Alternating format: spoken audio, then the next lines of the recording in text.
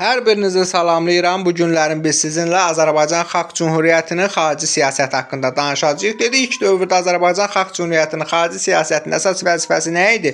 Dövlətin suverenliyini qorumaq idi və eyni zamanda ərazi bütövlüyünü təmin etmək idi. Dedik ki, ilk vaxtlar Osmanlıya, sonradan da Böyük Britaniyaya meyl göstərmişdi. Gəlin indi biz Osmanlı dövləti ilə münasibətlərindən danışaq. Bəli, Azərbaycan Xalq Cümhuriyyəti dedik ki, düz 1918-ci ilin may ayından oktyabr ayına kimi xarici siyasətində əsas meyl elədiyi dövlət Osmanlı idi. Çünki indi biz sizlə danışacağıq Mudros məsələsindən. Dedik, nə baş verdi? 1918-ci ilin iyun ayının 4-də Batum müqaviləsi imzalanır. Batum müqaviləsinin şərtinə əsasən Osmanlı Azərbaycan Xalq Cümhuriyyətini müstəqil tanıyan ilk dövlət olur. Yəni biz dedik, biz ilk dəfə tanıyan elə Osmanlı olmuşdu ki, burada da onun özünün çıxarları var idi. İndi biz onun haqqında danışacağıq.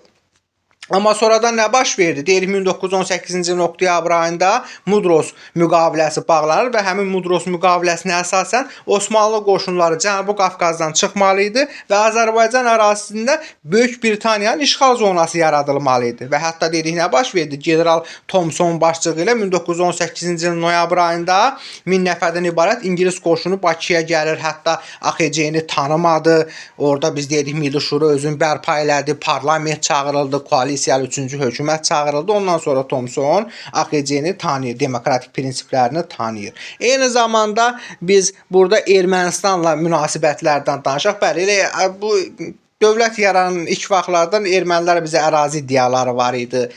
Dağlıq Qarabağ idi, Zəngəzur idi, nə bilim İrəvan idi. Bunlara qarşı ərazi iddiaları vardı. İndi deyirlər ki, Azərbaycan Xalq Cümhuriyyəti İrəvanı o vaxtda güzəştə verdi. Azərbaycan Xalq Cümhuriyyəti yarandı harda? Tiflisdə. Zaten Azərbaycan onun nəzarətində deyil idi. Heç bir yeri, nə Bakısı, nə İrəvanı, nə Qarabağı, heç birisi onun nəzarətində deyil idi Azərbaycan Xalq Cümhuriyyətinin. Və biz dedik axı, onlar mərkəz axtarırdılar. May ayının 29-unda. Haranı istəyirdilər? Aleksandropol istəyirdilər, Gümrünü. Gümrü də həmin vaxt Osmanlıların əlində idi. Osmanlılara sərf eləmirdi Gümrünü onlara vermək. Ona görə bizim Milli Şuraya dedilər ki, İrəvanı verməsəniz Ermənistana, mən sizi müstəqil dövlət kimi tanımayacağam.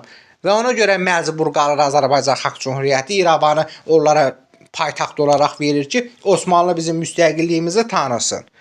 O məsələ ilə bəli gedir, amma deyir ki, əvəzində də neynəginər? Burada, nə bilim, Göyçədir, Qarabağdır, Zəngəzurdur, İrəvandır, Naxçıvandır. Bu ərazilərə ərazi iddiaları eləməginə. Düz ermənilər əvvəllər razılaşır, amma erməni xisləti söhbəti var da, sonradan yenidən başlayırlar həmin ərazilərə ərazi iddiaları irəli sürməyə, eyni zamanda orada soyqırımlar törətməyə. Daha sonra Dağlı Respublikası ilə münasibətlərdən danışaq. Bəli, biz dedik, Çar Rusiyası dağılandan sonra Şimali Qafqazda Dağlı Respublikası yarandı. Düzdür ki, bizlə ilk vaxtlar arasında sərhəd münasibətləri, şeyləri var idi. Nə deyirlər ona? Mübahisələri var idi, amma sonradan biz aramızı düzəltmişdik. Hətta nə idi? Dağlı Respublikası AXC ilə konfederasiya yaratmaq istəyirdi. Və hətta dedik, biz AXC hökuməti onlara maliyyə yardımı göstərmişdi. Amma sonradan nə baş verir? Qvardiyaçılar Denikinin başçılığı ilə, Denik nə deyirdi? Vahid və bölünməz Rusiya şüarı ilə hərəkət edirdi. Gəldi Dağlı Respublikasını işğal elədi və onun varlığına son qoydu. Nə vaxt? 1919-cu ilin yazında. Eyni zamanda Gürcüstan ilə münasibətlərdən danışaq. Heç yaxşı deyil idi ilk vaxtlar. Çünki aramızda ərazi mübahisələri var idi. Məsələn, Borçalı, Axalkələk, Rolu. Bunlar ərazi mübahisələri olan ərazilər idi. Amma sonradan bir kompromis varianta gəlir. Də məsələni həll eləyirdilər müəyyən cür. Yəni silahlı toqquşma olmurdu. Məsələn biz dedik ki, AXC-nin Tiflisdə səfirliyi var idi, Gürcüstanın Bakıda səfirliyi var idi. Hətta Denikinə qarşı ittifaq da yaratmışlar. Denikin neynədir? Qvardiyaçı idi. Gəldi Dağlı Respublikasının süqutu uğradandan sonra 1919-cu ilin iyun ayının 16-sında AXC ilə Gürcüstan arasında hərbi müdafiə paktı bağlandı. Yəni 3 il birlikdə əməkdaşlıq eləyəcəkdilər xarici təhlükələrə qarşı. Məsələn, qvardiyaçılara qarşı. Eyni zamanda biz qeyd eləmişik Qacarlar ilə münasibətlər. Bəli, ilk vaxtlar tanımadı bizi. Dedi ki, biz Çar Rusiyası ilə aramızda Türkmənçay müqaviləsi bağlamışıq. Arazdan şimaldakı torpaqlarımızı vermişik yollara. Çar Rusiyası dağılıb və həmin ərazilər bizə çatmalıdır. Amma sonradan bəli biz deyirik ki, ingilislərin dəstəyi ilə eyni zamanda AXC-nin siyasəti nəticəsində o məsələni həll etməyə çalışırıq. Məsələn 1920-ci ilin martında AXC ilə Qacarlar arasında bəli hərbi yox, sadəcə olaraq dostluq haqqında müqavilə bağlanır və buna əsasən nə idi? Qacarlar dövləti AXC-nin müstəqilliyini de jure tanıyır. Nə deməkdir de jure? Yəni deyir mən səni dövlət kimi tanıyıram, amma mən ərazilərini tam tanımıram da, hansı əraziləri əhatə edirsən. Biri var de facto, biri var de jure. Bu hüquqi olaraq deyir ki, AXC adında dövlət var. Və eyni zamanda hər iki dövlətlər məsələn səfirliklər açmalıdır. Bəlkə kitablarda vardı, Təbrizdə konsulluq, Tehranda səfirliyin açılması haqqında. Və eyni zamanda digər məsələlərlə də danışılmışdı. Bundan başqa Böyük Britaniya ilə münasibətlər, bəli, Böyük Britaniya bizim ərazimizə 2 dəfə gəlibdi. Bir dəfə Sentral Qaspi diktaturası çağırdı avqustun 4-də 1918-ci ildə. Den Sterlingin başçılığı ilə gəlir, AXC-ni tanımır. İkinci səfərdə 1918-ci ilin noyabrında dedi axı Mudros müqaviləsi əsasında Osmanlı çıxır, bura olur İngiltərənin işğal zonası. Thomsonun başçılığı ilə ordu gəlir ilk növbədə ilk vaxtlar deyir ki, tanımaq istəmir AXC-ni, amma sonradan Milli Şura öz fəaliyyətini bərpa eləyir, parlament çağırılır, koalisiyalı 3-cü hökumət çağırılır və məcbur qalır Thomson AXC hökumətini neyini tanıyır. Bundan başqa deyir ki, 1919-cu ildə lakin həmin ingilislər Azərbaycanı tərk edirlər və gedəndə də 1-2 dənə qırıq gəmi verirlər və biz danışdıq da sizə, yarısını qvardiyaçılara verirlər ki, qırmızı qvardiyaçılara qarşı mübarizə aparsınlar. 1-2 dənə də qırıq gəmi bizə verirlər və Xəzər hərbi donanmasını yaratdıq biz 1919-cu ilin yay aylarında. Və eyni zamanda qeyd eləmişik ki, İtaliya ilə münasibətlərimiz necə idi? Bəli, artıq Osmanlı gedir, İngiltərə gəlir. İngiltərədə gedəndən sonra biz elə bir təzə yaranmışdı. O balacaydıq. O balaca uşağı hamı qucağına aldığı kimi. Bunlar da bütün dövlətlər istəyir ki, biz onun əlində olaq. Da neftimiz var. Böyük dövlət deyirik, hamı istəyir ki, bizi himayə eləsin.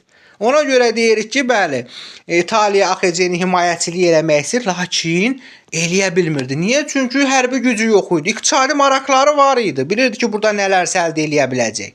Amma xarici təcavüzdən qoruyacaq gücü yox idi İtaliyanın. Amma deyirik, məsələn, 1920-ci ilin fevralında İtaliya ilə AXC arasında saziş bağlandı Bakıda. Nə idi? Deyirdi ki, bu silah, düz ordu söhbəti yox idi, amma deyirdi sizə lazım olan silah sursatdır, hərbi ləvazimatdır, eyni zamanda geyimdir. Bunları sizə mən göndərəcəm. 1920-ci ilin fevral ayında bağlanmış həmin sazişə əsasən. Və eyni zamanda Paris Sülh Konfransında iştirakdan danışırıq. Bəli, biz Paris Sülh Konfransına deyirik 1918-ci ilin dekabr ayının 28-dən ilə nümayəndə heyətinin tərkibini təsdiq elədik. Topçubaşov da qoyduq ora rəhbər. Nə idi bunun işi? Dedilər, get Azərbaycanın müstəqilliyini tanıtqınla, eyni zamanda qabağa keçən dövlətlərlə siyasi, iqtisadi, maliyyə kimi müqavilələr bağlacına. Düzdür, həmin vaxtı gedib çıxa bilmirik. Nə bilim, orada ermənilər müəyyən məsələlər var, uzun məsələdir. Onu mən sizə danışmışdım keçən dərsdə. Neynədilər? 4 ay deyirik gecikdi. Ondan sonra viza əldə edirlər və gedib çıxırlar ora. Ümumiyyətcə AXC hökumətinin qarşısına hansı məsələlər qoyulmuşdu Versal Sülh konfransına gedəndə? Əsas məqsəd nə idi? Əsas məqsəd o idi ki, bizim millətlər cəmiyyətinə üzv qəbul elətdirməli idilər. Eyni zamanda böyük dövlətlər bizim müstəqilliyimizi tanımasına nail olmağa çalışırdılar və bərabər hüquqlu üzv kimi tanınmağımızı istəyirlər. Yəni bu məqsədlər qoyulmuşdu onların qabağına. Lakin biz 4-cü qrupa daxil idik. Yəni bir tərəflər və yaxud da yeni yaranan dövlətlər. Ona görə bilavasitə biz Paris Sülh Konfransında iştirak eləyə bilmirdik. Müəyyən iclaslarda iştirak eləyirdik də, orada olan müəyyən nə deyirlər ona, iclaslarda iştirak eləyə bilirdik.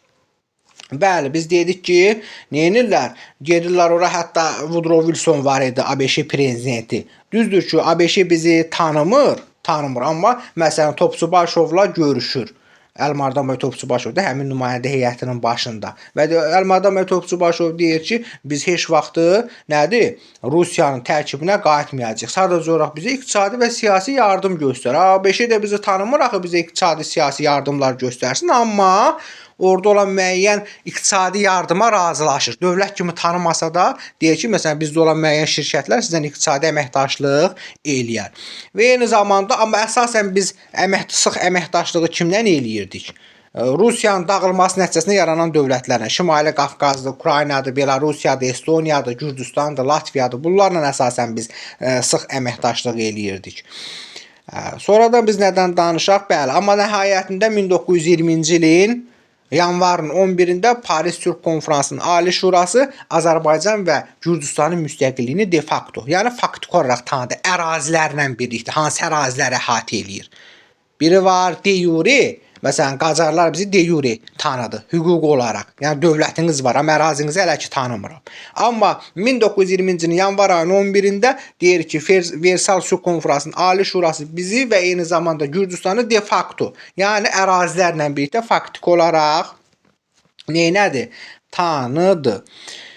Və eyni zamanda biz nədən danışaq? Artıq biz danışırıq süqutundan, süqutu haqqında da qısa məlumat verək. Bəli, artıq bu Qırmızı qvardiyaçılar qələbə çalandan sonra, yəni Sovet Rusiyası söhbət var. Ağ qvardiya deyək, ağ qvardiyaçılar var idi, Denikin, bir də qırmızı qvardiyaçılar var idi. Nəhayətində qırmızı qvardiyaçılar, yəni bolşeviklər qələbə çalır ağ qvardiyaçılar üzərində və ondan sonra başlayırlar NATO-lar göndərməyə. Məsələn 1920-ci ilin yanvarına, martına qədər bizə NATO-lar göndərdilər ki, neyin? Də güya nə bilim ağ qvardiyaçılara qarşı mübarizə aparmağa bizə dəstək verir. Onlar da bizi tanımır dövlət olaraq. Axırda da deyir gəl bizi tanı dövlət kimi. Ondan sonra baxarıq məsələyə.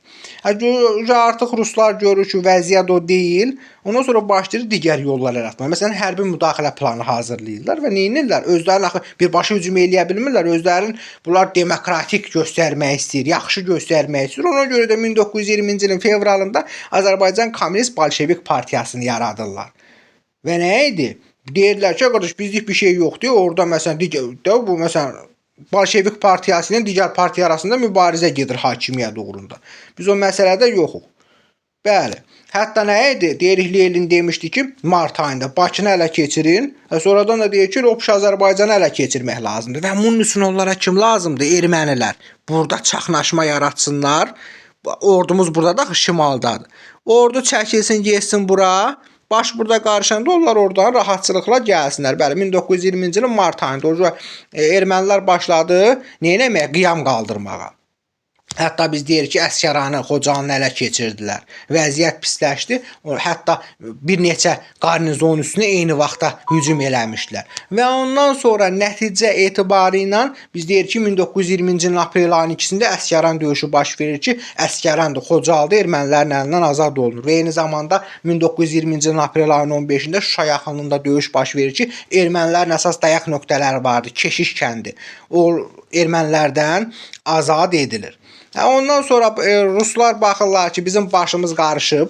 Hardadır? Vəziyyət hardadır? Vəziyyət burada bu ərazilərdədir. Şimal boşdur. Eyni zamanda 5-ci hökumət kabineti istefa veribdir. 6-cı hökumət təşkil eləməlidir Hacınski. O da təşkil eləyə bilmir. Vəziyyət pisdir də, yəni qarışıqlıqdır. Və həmin vaxtı biz deyirik ki, artıq 1920-ci ilin